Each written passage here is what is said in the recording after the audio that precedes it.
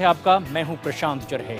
देश में आज क्या कुछ हुआ है दिन भर में इन तमाम खबरों के साथ हम हाजिर हैं। लेकिन सबसे पहले खबर देश की राजधानी दिल्ली से, जहां पर आज का दिन प्रदर्शन का दिन रहा और अलग अलग राजनीतिक दलों ने अलग अलग मुद्दों पर सड़कों पर उतरकर प्रदर्शन किया।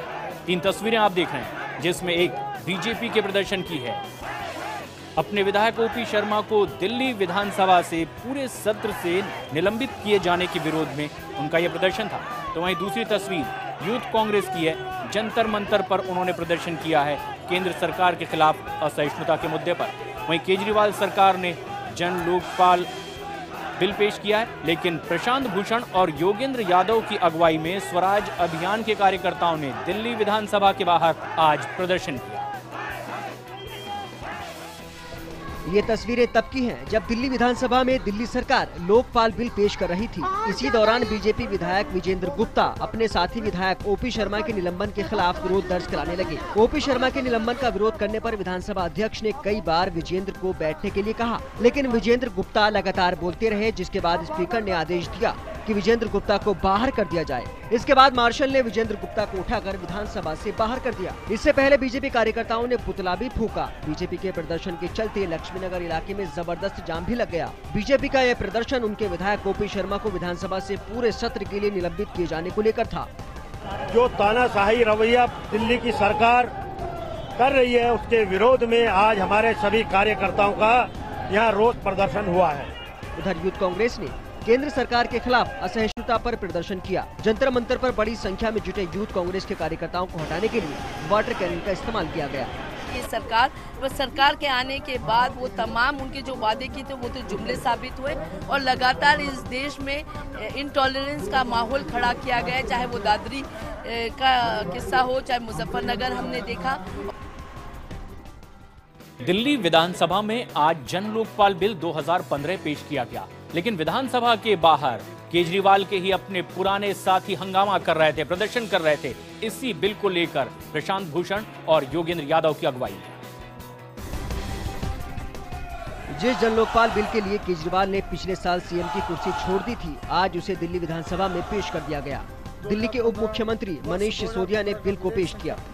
मैं समझता हूँ इससे ज्यादा इंडिपेंडेंट और रेस्पॉन्सिबल बॉडी क्या हो सकती है, जिसकी चेयर स्वयं दिल्ली हाईकोर्ट के चीफ जस्टिस करेंगे, जिसके मेंबर्स के रूप में माननीय मुख्यमंत्री, माननीय नेता प्रतिपक्ष और माननीय सभापति दिल्ली विधानसभा होंगे। इस बिल को लेकर सवाल भी उठाए जा रहे हैं। इस बिल को महाजोगपाल बताते हुए केजरीवाल के पुराने साथी योगेंद्र यादव और प्रशांत भूषण ने अपने समर्थकों के साथ प्रदर्शन किया। प्रशांत भूषण ने इस बिल को जन लोकपाल के बजाय महाजोगपाल तक कहा। ये उस सरकार की करतूती है जिस सरकार ने कहा था कि लोगों को जनता की आवाज सुननी चाहिए सरकार की। वो सरकार आज जनता की आवाज सुनने को तैयार नहीं है। वो लोग सत्ता में आने के बाद, सत्ताधारी बनने के बाद इतना बदल गए कि आज हर तरह का धोखा, हर तरह का झूठ और सरकारी लोकपाल बनाने के लिए तैयार हो गए। दिल्ली के मुख्यमंत्री अरविंद केजरीवाल ने जन लोकपाल के आंदोलन से ही अपनी राजनीतिक पारी की शुरुआत की थी। बीते 9 महीनों में जन लोकपाल बिल पेश न हो पाने पर विपक्ष ने केजरीवाल पर अपने वादे से मुकरने का आरोप लगाया था। शुभकामनाएं। अरविंद जी आपको डिबेट की चुनौती मिली है सर, डिबेट करेंगे?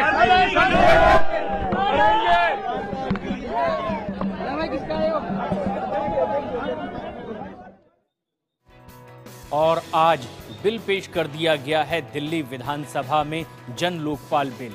लेकिन इसे लेकर खुशी मनाई जा रही थी। विधानसभा परिसर में ढोल नगाड़ों के साथ कार्यकर्ता जश्न मना रहे थे और खुशी से झूमते नाचते दिखाई दिए आम आदमी पार्टी के ये कार्यकर्ता। दिल्ली विधानसभा में जन लोकपाल बिल पेश किया गया और उसके बाद सीएम अरविंद केजरीवाल को सदन के बाहर निकलते ही समर्थकों ने कंधे पर उठा लिया, मानो बिल पास हो गया। और इससे अलग सवाल ये भी है कि दिल्ली विधानसभा में इस बिल के पास होने के बाद क्या इसे केंद्र से भी मंजूरी मिल पाएगी?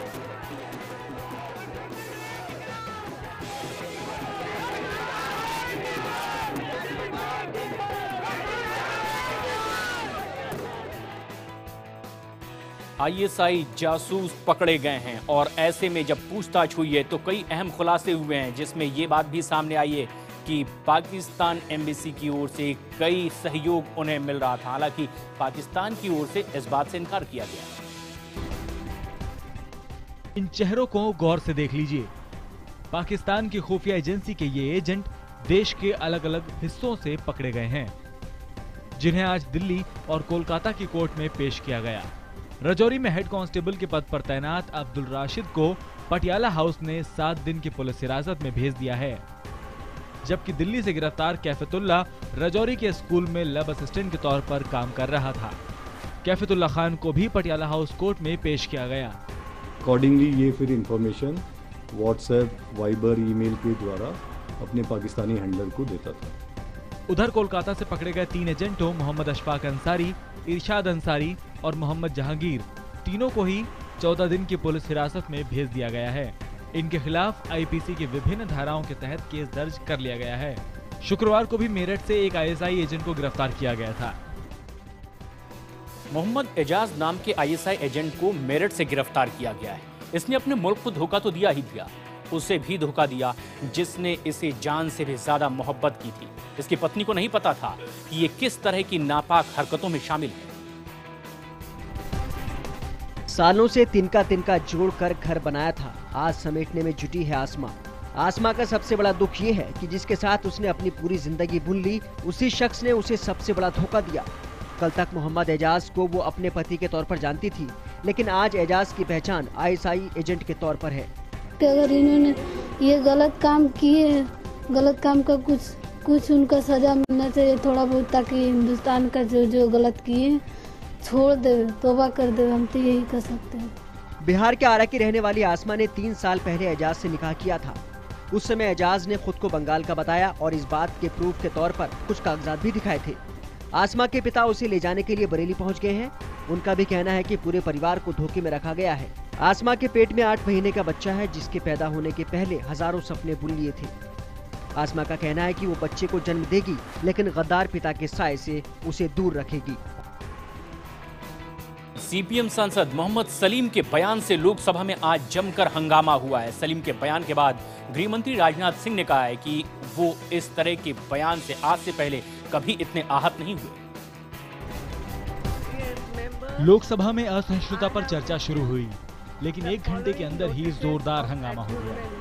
दरअसल सीपीएम सांसद मोहम्मद सलीम ने एक पत्रिका का हवाला देते हुए गृह मंत्री राजनाथ सिंह पर गंभीर आरोप लगाए। इस पर गृह मंत्री राजनाथ सिंह ने आपत्ति जताई। कहा, अपने राजनीतिक करियर में पहले कभी इतने आहत नहीं हुए। उन्होंने साफ किया कि उन्होंने कभी ऐसा कोई बयान नहीं दिया। मोहम्मद सलीम जी बहुत पुराने हमारे मित्र हैं और उन्होंने बहुत ही गंभीर आरोप लगाया है मेरे ऊपर, और मैं उनसे कहना चाहूंगा मैंने कहां बोला है इसे, किस अवसर पर मैंने बोला है, वह पूरे सदन को बताएं अथवा उन्हें क्षमा याचना करनी होगी सदन के सामने। अध्यक्ष महोदय, ऐसे आरोप नहीं लगाने चाहिए। इस मुद्दे पर जोरदार हंगामे के चलते लोकसभा की कार्यवाही को बार बार स्थगित करना पड़ा। स्पीकर सुमित्रा महाजन के कहने पर मोहम्मद सलीम के बयान को लोकसभा की कार्यवाही के रिकॉर्ड से हटा दिया गया। बवाल मचने के बाद सलीम ने कहा कि मेरी मंशा किसी को आहत करने की नहीं थी। मैंने एक मैगजीन के संदर्भ से ये बात कही थी। सरकार मैगजीन में छपे बयान की जांच करवाए। और अब खबर देश की आर्थिक राजधानी मुंबई से, जहां एक मूवी थिएटर में फिल्म शुरू होने से पहले राष्ट्रगान के वक्त खड़े न होने पर एक फैमिली से बदसलूकी का मामला सामने आया है। बाकायदा इसका वीडियो भी सोशल मीडिया में वायरल हो चुका है।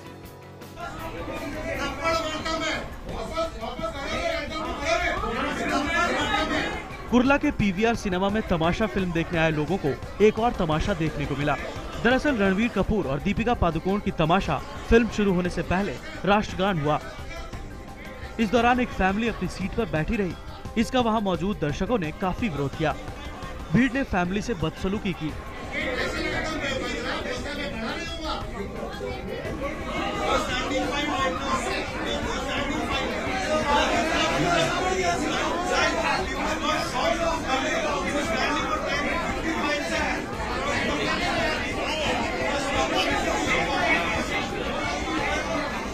सिनेमा हॉल में मौजूद लोगों ने आखिरकार उस फैमिली को हॉल से बाहर निकालकर ही दम लिया। इस दौरान थिएटर में मौजूद लोगों ने खूब तालियां बजाईं।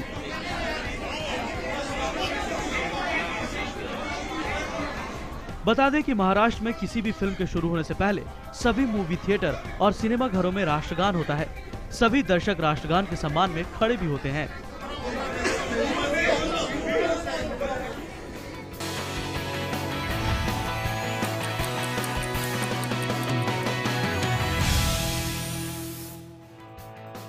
करीब 1 साल पहले समलैंगिकता को सुप्रीम कोर्ट ने अपराध करार दिया था, लेकिन केंद्र सरकार इससे सहमत नहीं है। अरुण जेटली ने जब इस पर बयान दिया तो हंगामा शुरू हो गया। कुछ इसका विरोध कर रहे हैं, कुछ इनके समर्थन में भी।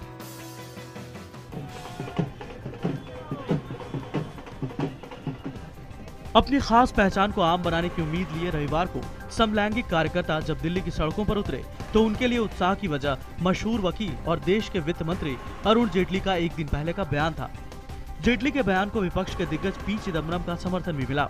If it had been taken about 50 years ago, I could have understood it. But as jurisprudence world over has evolved, I think the High Court judgment was more correct, and probably at some stage they may have to reconsider. Jaitley के रुख को पराये ही नहीं, अपने भी चुनौती देने लगे हैं। मेरा समझ है ये पार्टी की राय नहीं है, ये अखबारों की राय हो सकती है और एक चंद लोगों की हो सकती है। यौन विकृति का महिमा मंडन ये मानवता के लिए उचित नहीं है। बहुत से लोग पता नहीं क्या क्या करते हैं, क्या करेंगे आप? सुप्रीम कोर्ट ने 2014 में समलैंगिक क्रिया को अपराध घोषित किया था। बदसलूकी के एक 7 साल पुराने मामले में सुप्रीम कोर्ट ने गोविंदा को पीड़ित से माफी मांगने का आदेश दिया है। इसकी गुहार खुद पीड़ित ने कोर्ट में लगाई थी।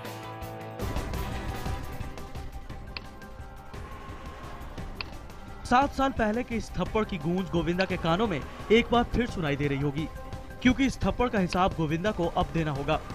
सुप्रीम कोर्ट ने फिल्म के सेट पर थप्पड़ मारने के मामले में गोविंदा को माफी मांगने को कहा है। इससे पहले हाई कोर्ट ने गोविंदा के खिलाफ ये मामला खत्म कर दिया था। इसके बाद पीड़ित संतोष राय सुप्रीम कोर्ट गए थे। 2008 में एक फिल्म मनी है तो हनी है के सेट पर शूटिंग के दौरान एक दर्शक को गोविंदा ने गुस्से में थप्पड़ जड़ दिया था। उस दौरान गोविंदा सांसद भी थे। बताया जा रहा है कि व्यक्ति ने गोविंदा से पूछा था कि उन्होंने अपने लोकसभा क्षेत्र के लिए विकास के कौन कौन से काम किए हैं। गोविंदा इस बात पर आपा खो बैठे और उन्होंने उसे थप्पड़ जड़ दिया था। एम टैक्सी नाम से दिल्ली एनसीआर में मोटरसाइकिल टैक्सी की शुरुआत की गई है। इसकी शुरुआत गुड़गांव से हुई है। पहले 3 किलोमीटर के लिए 25 रुपए होगा इसका किराया और फिर हर अगले 1 किलोमीटर के लिए 5 रुपए इसमें जुड़ जाएंगे।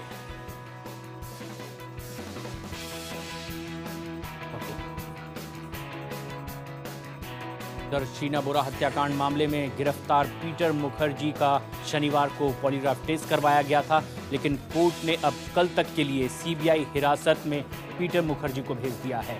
उनसे लगातार पूछताछ की जा रही है। इस मामले में सीबीआई ने अब उन्हें एक बार फिर हिरासत में लेकर पूछताछ शुरू कर दी है।